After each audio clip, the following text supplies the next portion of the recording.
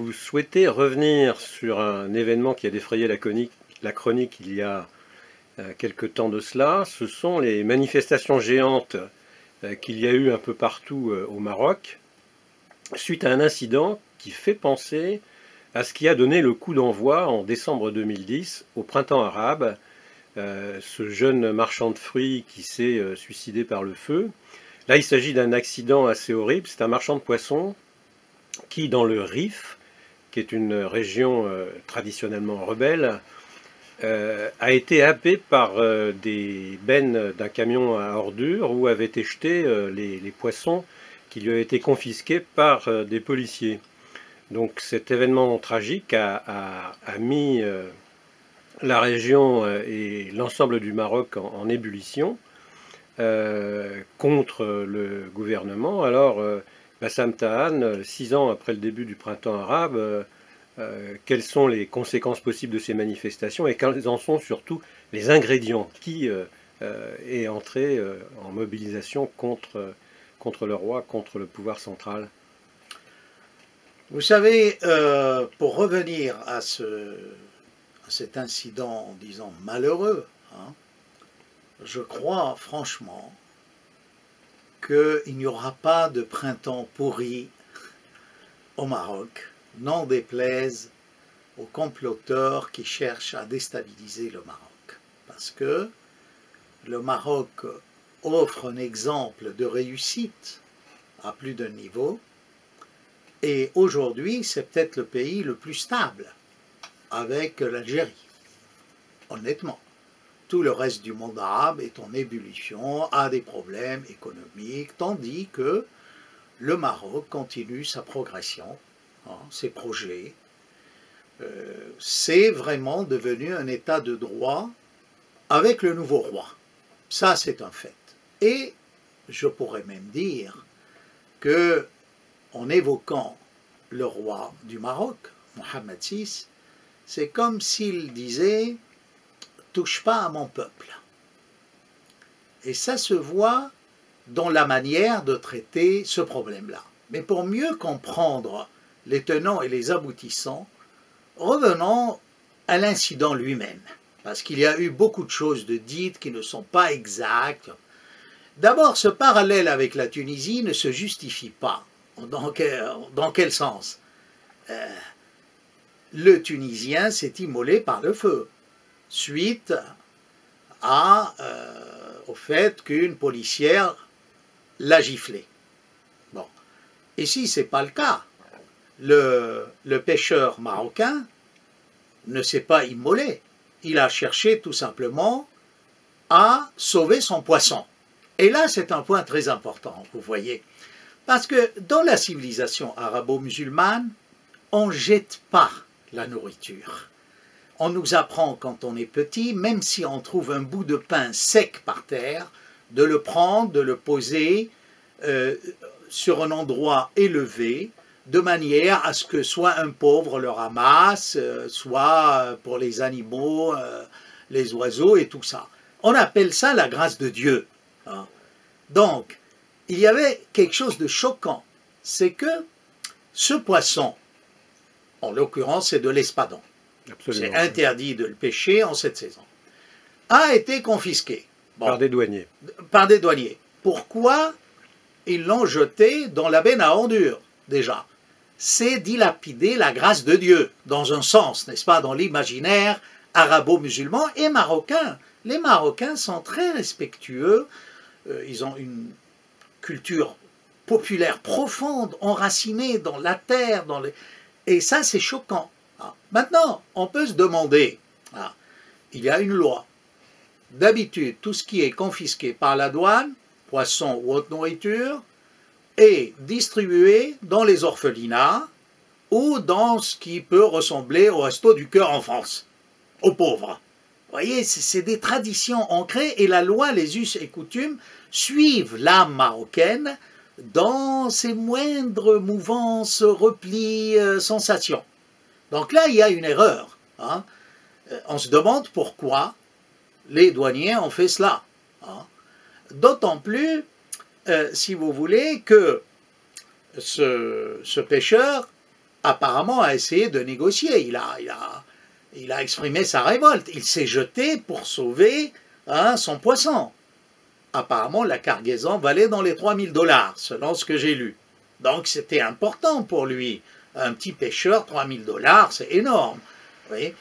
Alors là, moi, j'ai une idée. C'est que sans doute aussi, oui, moi, je crois à la corruption. Oui, il y a une corruption. Peut-être qu'il n'a pas donné la bonne pièce.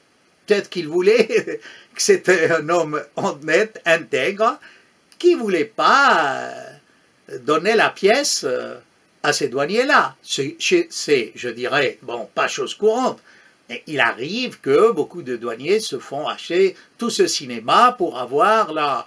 Alors, je ne dis pas que c'est comme ça que ça s'est passé, mais c'est simplement pour essayer de comprendre cette vive réaction du peuple. J'ai rencontré des Marocains, j'ai rencontré mon marchand de fruits marocain au marché ici, j'ai discuté avec lui, il était sûr, il aurait donné la pièce, il l'aurait fait passer avec son espadon, voyez-vous.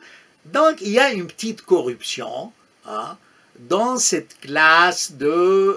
il faut voir, c'est possible. Maintenant, dans la vidéo, moi je ne l'ai pas entendu, mais il paraît qu'on entend broileux. Et là, c'est grave, parce que jusqu'à maintenant, on n'a pas compris. Est-ce que les dents, si je puis dire, de la benne ont fonctionné accidentellement ou c'était volontaire? Dans les cas où c'est volontaire, c'est très grave. C'est un crime. C'est un meurtre. Vous voyez, c'est un meurtre. Alors, je comprends fort bien, vous voyez, et là, il faut comprendre un autre concept courant chez les Marocains, c'est là ce qu'on appelle hujra, c'est-à-dire ce mépris qu'ont les petits fonctionnaires du peuple. Que, vous savez, c'est très aussi arabe ça. Dès qu'un bonhomme a l'uniforme, il se croit un général, il veut commander tout, vous voyez. Et c'est là un cri du cœur de la part de tous ces manifestants qu'il y a assez de maltraités. Alors, est-ce que vraiment la police marocaine maltraite? Et il y a sûrement des incidents, mais de là à généraliser, je ne le pense pas, honnêtement. Moi, j'étais au Maroc, c'est pas vrai. J'ai eu affaire à des services d'ordre, ils étaient polis, à la police de la circulation. Alors, bon, malgré ça, je ne défends pas, il y a sûrement une corruption. Mais il faut voir pourquoi cet incident a pris cette ampleur dans les manifs. Voyez-vous ? Oui, en effet, donc au départ, d'après ce que vous dites, il s'agit de manifestations de colère spontanée. Est-ce que ces manifestations ont duré? Est-ce que cette mobilisation dure encore peu ou prou? Et est-ce que certaines forces ne cherchent-elles pas à exploiter cette colère populaire? Je crois que vous avez bien vu, Frédéric Sayot, là, vous avez mis le doigt sur la vérité. Il y a sûrement différents partis ou tiers, comme on dit, qui cherchent à déstabiliser le Maroc. Et là, je me réfère au discours du roi du Maroc au Moyen-Orient, quand il a été au Conseil de coopération. Il a dit, il y a des gens qui cherchent à déstabiliser mon pays. Et là, la caméra se braquait sur les princes du Qatar et les autres. On voyait qu'ils étaient un peu étonnés, un peu mal à l'aise. Mais il l'a dit. Mohammed VI a bien dit, il y a des gens qui cherchent à déstabiliser le Maroc. Mais là, c'est plus complexe. Donc, sûrement, comme ça s'est passé en Syrie, en Libye, en Tunisie, il y a des soi-disant ONG qui sont intervenus, qui se sont immiscés dans cette affaire de pêcheurs broyés pour raviver une sorte de printemps arabe, enfin, pourri. Ça, c'est clair. Parce que ce n'est pas innocent que, que les réseaux sociaux soient arrosés, mais par milliers de messages. Il faut dire que, bon, la vidéo de l'incident est émouvante et horrible. Elle peut faire le buzz, ça c'est clair. Mais il ne faut pas s'arrêter à cela. Il y a quelque chose derrière. Ce qu'il y a derrière, justement, c'est que sûrement, il y a des forces étrangères qui ont leurs antennes au Maroc, oui, et qui essayent cette déstabilisation. Ça, de manière générale. Maintenant, il y a d'autres partis. Ça, c'est le premier parti le plus dangereux, hein, qui cherche à... Le second, c'est qu'il y a des gens qui en ont marre. De quoi? Du gouvernement musulman, entre guillemets. D'accord? C'est-à-dire un gouvernement qui, jusqu'aux dernières élections qu'ils ont remportées d'ailleurs, était dirigé par un parti islamiste. C'est ça. En donnant à islamiste un sens, une résonance feutrée et neutre. Je ne pense vraiment pas que le parti qui est au pouvoir aujourd'hui, qui a gagné les élections... Le PJD, donc voilà, le Parti de la Justice et du Développement, oui, de Abdelilah Ben-Kiran. Oui, ce n'est pas... Ministre. Je vous dis, je connais personnellement Abdelilah Ben-Kiran, ça remonte à 2003, on a débattu ensemble en public, à Casa. Je ne pense pas que ce soit des gens fanatiques. Maintenant, il se peut que dans leurs troupes, il y ait des excités. Hein. Vous ne pouvez pas, un pays musulman, c'est comme en France, hein, vous avez des gens d'extrême droite, d'extrême gauche, l'extrémisme existe partout. Mais dire que c'est dans l'idéologie du parti au pouvoir, je ne le pense pas, honnêtement. Hein. Excusez-moi, mais je vous ai interrompu à un moment où vous disiez qu'une partie de la mobilisation était dirigée justement contre l'islamisme voilà. au pouvoir. Donc, contre ce parti, pour régler des comptes, parce qu'il a gagné à nouveau les élections, il se peut fort bien qu'il y ait des gens, mais là, ils jouent avec le feu. C'est-à-dire, ils vont faire porter le chapeau à ce gouvernement pour créer des problèmes à ceux qui viennent de gagner les municipales au Parlement. Voyez-vous? Et là, c'est dangereux comme jeu. Alors, vous me direz, quel parti? Vous savez, je ne pense pas que, vous savez, que les partis de l'opposition soient naïfs à ce degré de chercher à mettre le Maroc à feu et à sang pour cette histoire-là. Je ne pense pas. Hein. C'est-à-dire, pour parler de l'autre parti qui a fait une avancée fantastique, Al-Asala ou Al-Mu'asara, je ne pense pas que... le PAM, le parti Authenticité et Modernité. Voilà, Authenticité et Modernité. Créé par un proche de Mohamed de Ali Himma et du roi, oui. Mais vous voyez, c'est des gens responsables et qui aiment leur pays. Je ne pense pas que ce soit monté par l'opposition contre... Peut-être qu'au début, il y a eu des manifestations pour montrer l'union nationale contre ce que j'ai appelé la Hujra, ce mépris de la classe pauvre ou moyenne au Maroc, mais on ne peut pas faire porter le chapeau à ce grand parti d'opposition ou d'autres. Mais il y a sûrement, vous voyez, des gens inconscients, hein, parce que ceux qui veulent déstabiliser le Maroc, vous voyez, ne sont pas simplement à l'étranger et ne sont pas simplement ceux qui jouent la carte occidentale, vous voyez. D'ailleurs, remarquez que de cet incident, c'est devenu une épopée. Ce pêcheur de poissons il nous est représenté comme un activiste pour les Amazirs, n'est-ce pas? Les Berbères, si vous voulez, du Maroc. Du Rif. Et voilà, vous voyez, mais ça ne tient pas debout, ça, il faut être sérieux. Peut-être que à Hoceima, bon, comme vous l'avez souligné, c'est un département du Maroc qui a son histoire, qui est fier de son histoire, il ne faut pas oublier. Vous savez, moi, enfant, j'ai appris en Syrie, dans les ouvrages d'histoire, le nom de ce révolté qui a fondé une république dans les années 20 et qui a lutté contre les Espagnols, Abdelkarim al-Khattabi.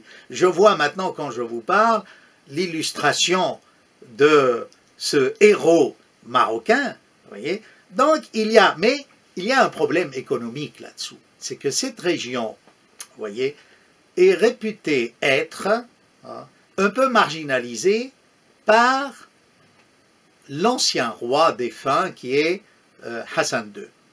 Mais ce n'est plus le cas de Mohammed VI. Il y a encore des choses à faire. Je vais insister là-dessus. Par exemple, vous voyez, quand Mohammed VI est arrivé au pouvoir, il a tenu à ce que la fête du trône, en été, soit célébrée dans le nord. Moi, je ne vous cache pas, j'ai assisté à une fête du trône en 2003, c'était à Tanger. Hein. C'était un peu réhabilité, toute cette côte méditerranéenne, et, enfin près de Gibraltar, et Hoceima plus vers là, pour montrer que le roi tient à chaque grain de sable, de terre de son pays, et à ses sujets. Et, honnêtement, hein, et puis on voit cette ferveur du côté du peuple marocain, elle est rare. Vous ne pouvez pas me dire que dans les royaumes arabes, les peuples aiment autant le roi que le peuple marocain aime son roi. C'est faux. Hein. Non, non, mais vraiment, c'est faux. Hein. Moi, je peux témoigner. Hein. Il y a, parce que le Maroc n'a pas connu de conquête ottomane, parce que le Maroc a une histoire qui lui est propre. C'est une dynastie qui remonte au 8e siècle, on connaît son histoire. Le Maroc a vécu ouvert à l'Andalousie musulmane et au reste du monde arabe, mais avec des frontières, avec une série de dynasties locales. Vous voyez, c'est très important ça. On ne peut pas comparer la Libye, la Tunisie au Maroc. Non. Et en plus, vous voyez, ce qui montrait qu'il y avait des complots. Regardez l'attitude de l'Algérie. L'Algérie tenait absolument, de son côté, à ce que le Maroc ne connaisse aucune déstabilisation. Parce que je crois qu'en Algérie, on sent très bien que si le Maroc est déstabilisé, ça va être leur tour. Loin de nous ces idées-là, je pense que ni le Maroc ni l'Algérie ne vont connaître de printemps pourri. Ce sont, parce que, bon, je ne vais pas faire une digression sur l'Algérie, mais l'Algérie a connu ces problèmes islamistes il y a 20 ans.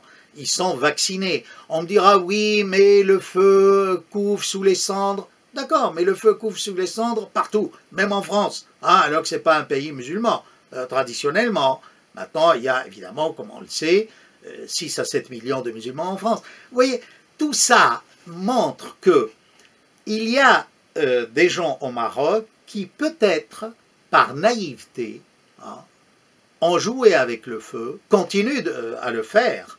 Par exemple, à Hoceima, hier, samedi, il disait « Vive la République de Khattabi ». Vous voyez, tout ça est vous pouvez préciser, de mauvais goût. Vous pouvez préciser ce dernier point qui est cet homme qui criait « Vive la République de Wahhabi », c'est ça? Khattabi, oui, c'est-à-dire ce héros des années 20, parce qu'il est de la même région, vous voyez, il est de la même région. Maintenant, je vous dirais, ils ne sont pas les seuls à avoir déclaré une république.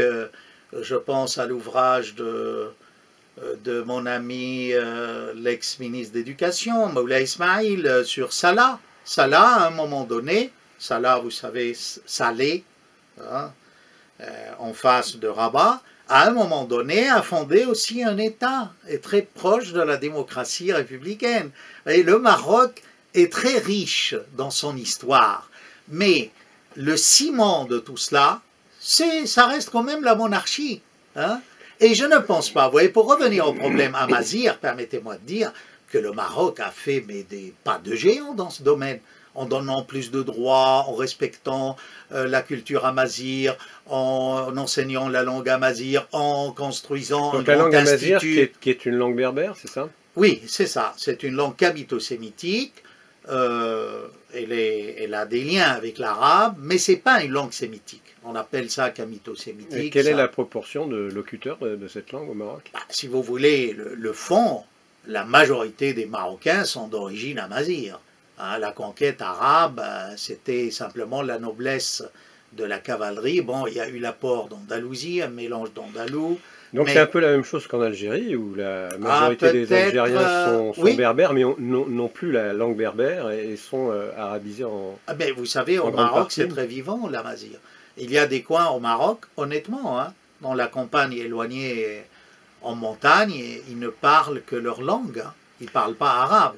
Et vous voyez, c'est aussi, ça me fait plaisir de parler de ces paysans, n'est-ce pas, du Rif, Atlas, parce que, à la base, ces paysans sont très peu religieux, vous voyez. Et c'est peut-être pas une campagne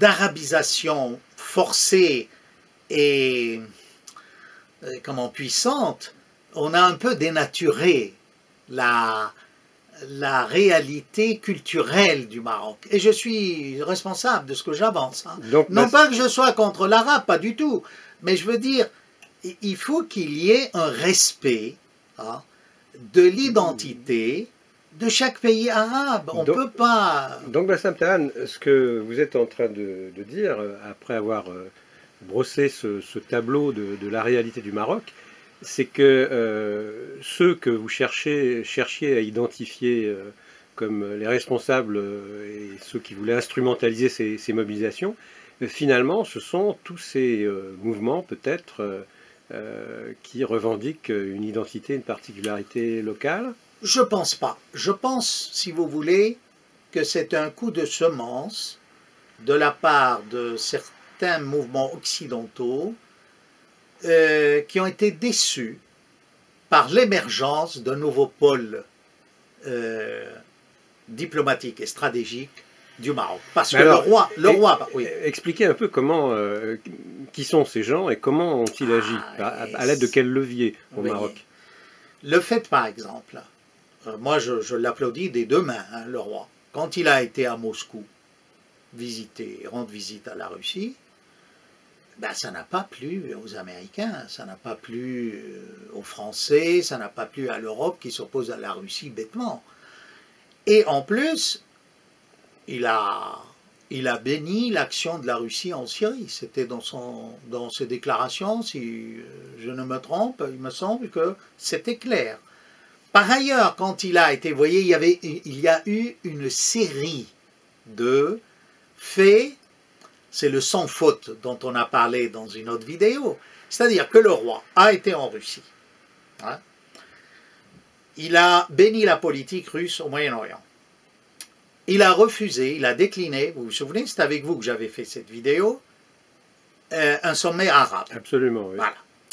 Après cela, il a été au Conseil du Golfe pour dire qu'il était déstabilisé, mais il insistait sur la souveraineté du Maroc, qu'il était libre de mener hein, la diplomatie qu'il voulait, comme il l'entendait, et qu'il ne subissait aucune pression. Et c'est peut-être ces pays arabes riches en pétrole qui avaient intérêt un peu à faire des histoires.